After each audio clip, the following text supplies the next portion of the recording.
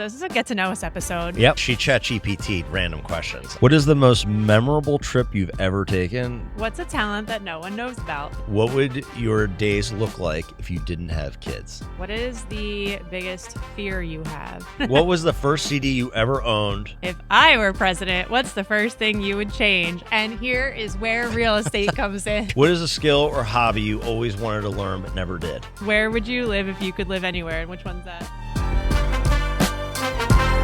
Welcome back. Today's just going to be a fun episode. Real quick, real short. We always say that and then it ends up being a half hour, but yeah. I think that was 2 episodes ago, so sorry.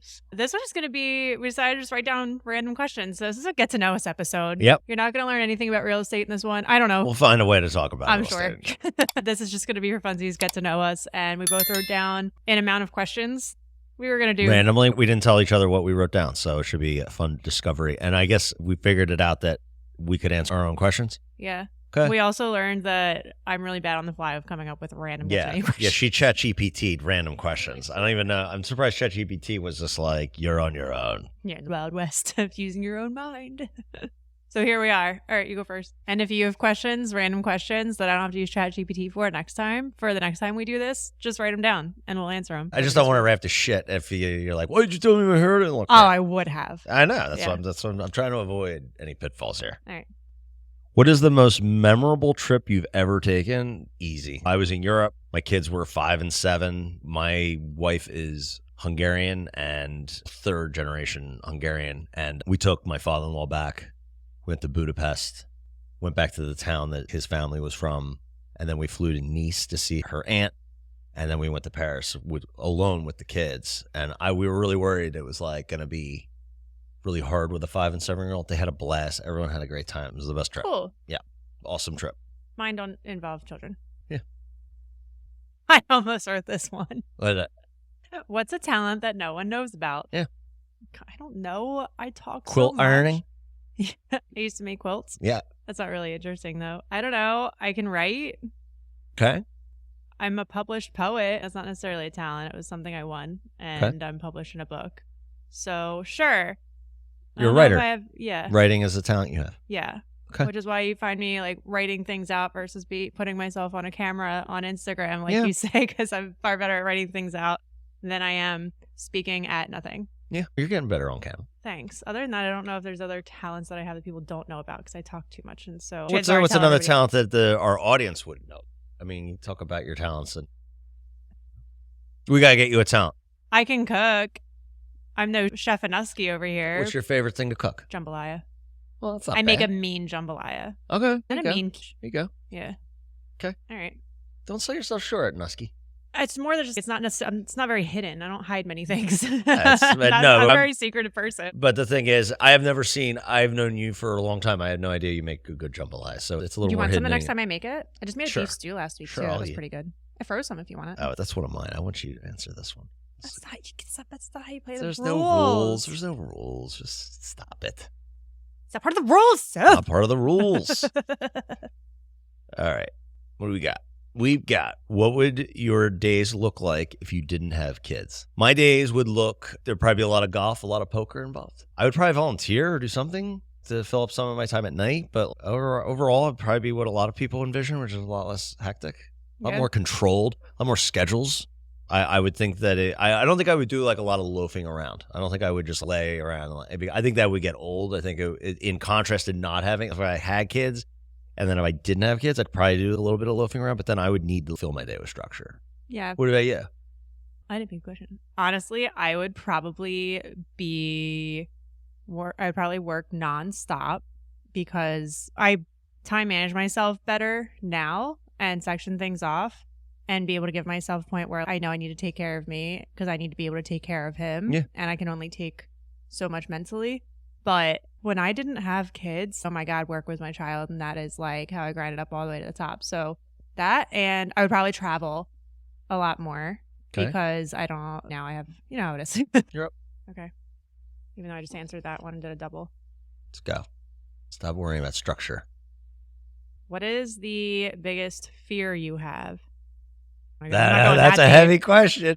I'm not going that deep. You don't know? That's okay. That's it. No, now I'm going to think about it. What's yours? What's your biggest fear? My biggest fear is probably getting sick and not being able to take care of my Oh family. my God, yeah, same. That's probably my biggest. I think that's for a lot of guys. I really do. I think a lot of guys are worried that like they would leave. Now, I always say I'm surprised my wife doesn't stuff me with a pillow. I have so much life insurance. It'd be really easy. She'll just bury me in the backyard. Don't say that publicly. No, that's fine. No, I'll blow up her spot then. No, yeah, no. If she ends up doing it, they'll go back to this episode and be like, there it is. There was the idea. The plant was seeded on that, on episode number 27 of the MillenniUp. So are we even at 27? I have no idea. I just made that up. Okay. It'd be funny if we are. The real episode we're on is here. We'll just tell the editor to make this the 27th episode. No, now you say that, like, big failure. Biggest fear is, like, failure, not being able to be there for Jackson, like, physically or just financially or mentally. Yeah. Yeah, because we're parents, so there's people who rely on us. I almost got stuck in Jamaica, and like the biggest like pit of my panic attack that almost made me not be able to come back was like, what if something happens to me and I can't come back to him because he doesn't have another parent and I'm the only one? Yeah. So something happening to me. Yeah. By the way, anyone who's young and literally young parent, anything, you should get life insurance. Just get life insurance, guys. I'm not a financial planner, but this isn't even financial advice. This is just common sense. You should get life insurance. If you're 35, you get a 30-year term. It covers till you're 65. But something happens, hit by a bus, get sick or whatever. I always tell my wife I would die with a smile on my face because I know my family would be completely taken care of. It's important. All right. To a lighter note, I hope. What is the meaning of life? No. Oh, good. You got that one. What was the first CD you ever owned? Oh, yeah. What inspired your musical taste? Now, that is one hell of a question. Yeah. Is that ChatGPT? No, it's mine. That's yours? That's not ChatGPT? Because I know what mine was. And the first CD I ever owned was Into the Great Wide Open by Tom Petty. I bought it at the Sam Goody. So much better than mine. And for anyone that's like under the age of 25, there used to be these stores that you go in and you'd have to buy a record. That's where you had to go. Buy a CD. FYE. We had FYE. That was the first CD I ever had. The first tape I had was the original double-sided Billy Joel Greatest Hits. What was the first cassette? The first cassette. I had a lot of cassettes in my possession, but they were all hand-me-downs. Yeah. So what inspired my musical taste? And this is a great question because I'm the youngest of 6. And so I was like 3-4 years old playing with Legos. And I had my oldest sister like listening to Frank Zappa. My next oldest sister like Depeche Mode. My next older brother like Van Halen, Led Zeppelin. Then my next older brother was like just getting into like early like REM and that kind of stuff. So I was like literally through osmosis getting like so many different music. And I am a musician and I'm a drummer. And I think that was a big reason why is because I had so much like great music like drilled into me. Nice. Yeah, I'm a big music fan for sure. Now I'm like, for some reason I've gotten into, do you remember like the Behind the Music? Were you too young for Behind the Musics on VH1? Oh, no, I remember that. So Behind the Musics were like, yeah, how like all these bands came to be. I've just done such a deep dive, and now Zuckerberg's got me on the algorithm where he just feeds me all these like backstories for movies and music, like a lot of these albums from like the 80s and 90s. Who collaborated with? Just recently, Chad Smith did that thing on Drumeo where he was Dua Lipa. Jackson. It's one of Jackson's favorite videos. Is Chad Smith on Drumeo? Yeah. But he's doing Red Hot, or no? He's doing. The Kill. I was thinking The Kill. I was trying to think of. He also was Dua Lipa's drummer on. I can't remember the name of her song, but. He was just walking into the studio and Dua Lipa was there with her producer and the producer turned and said, we were just talking. Hey, Chad, good to see you. We were just saying that this song needed live drums. You just get in there and just cut a track. And he did. And it was so interesting. I like how that's all. Like Dua Lipa and Red Hot Chili Peppers, i.e. Chad Smith, have like nothing to do with each other. Totally different genres.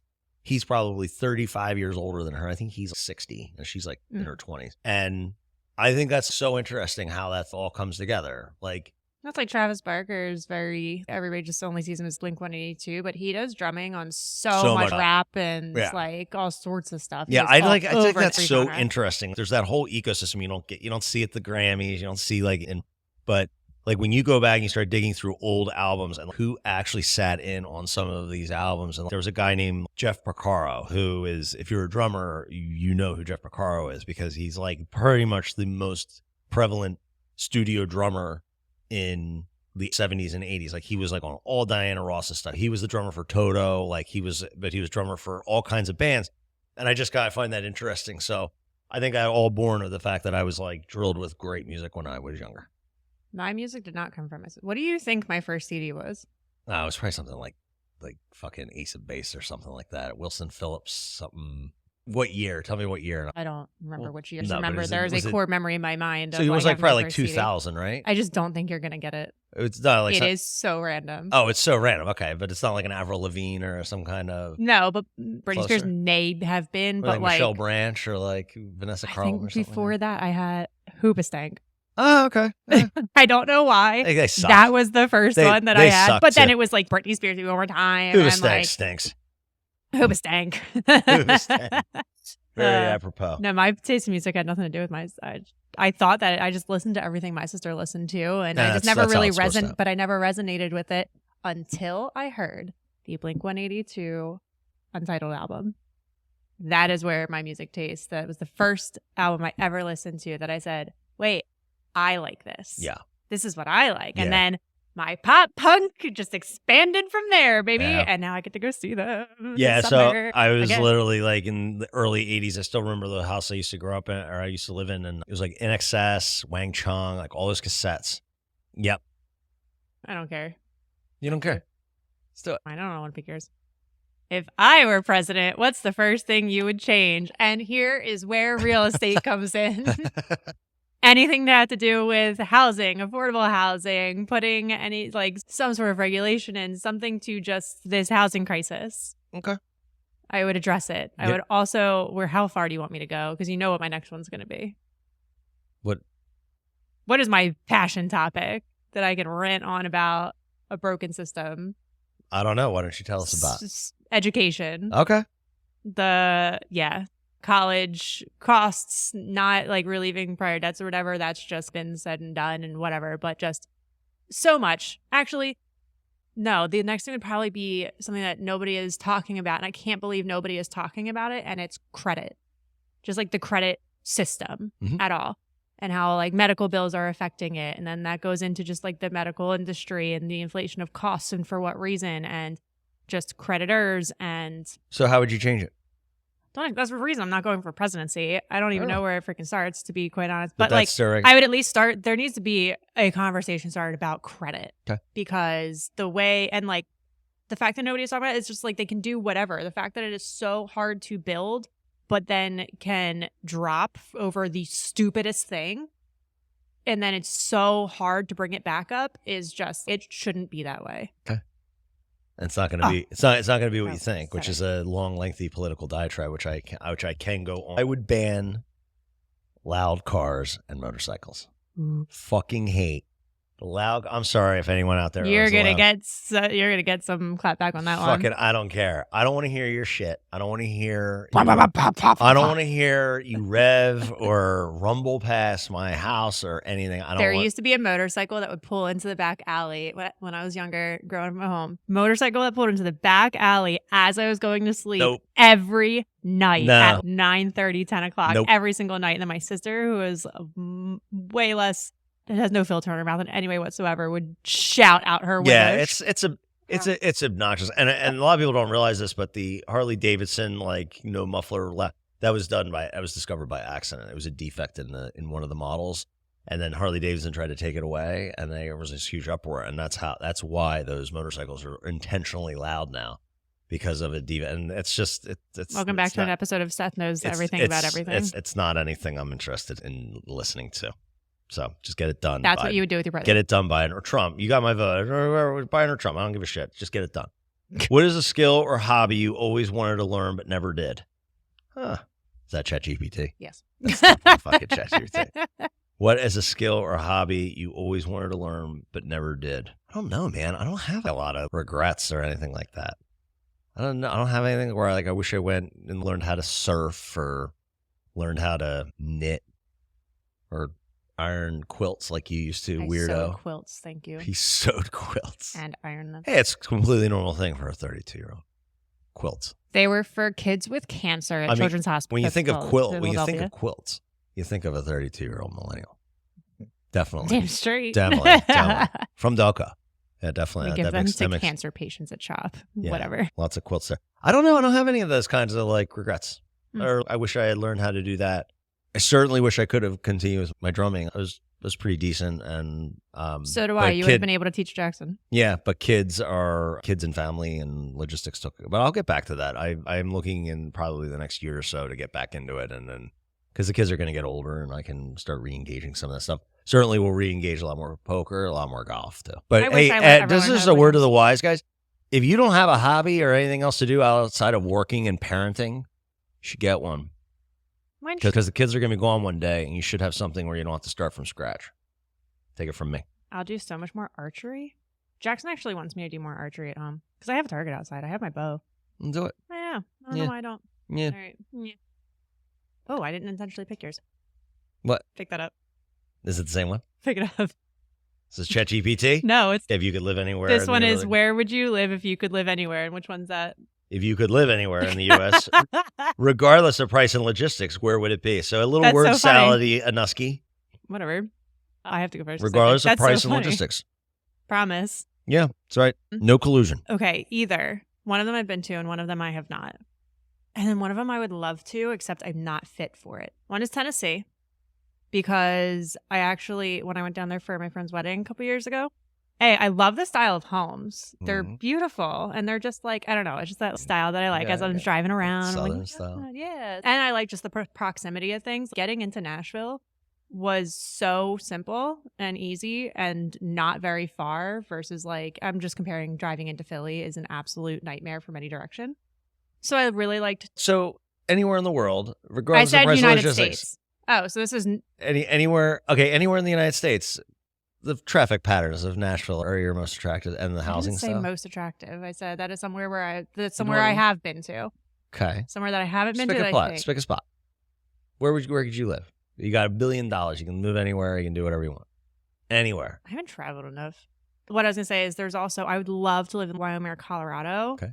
But I do not have the skill set for it or for those winters. Okay. As far as, I don't know if I am built to be able to manage a type of property that I would want. If I were married to You have $1 billion. You can become a gentleman farmer. You can just pay someone to do everything. You sit on your porch. Then probably like Wyoming or Colorado. Okay. It's beautiful. However, I'd love to be near a beach or at least accessible to a beach. But I have $1 billion and I can fly anywhere. That's why we're asking the question, because it's a very loaded question. Or San Diego, haven't been there, but I've heard that the weather is quite literally perfect at any time. All the time. Yeah. Yeah. So that's what I have. So Wyoming or California or Tennessee?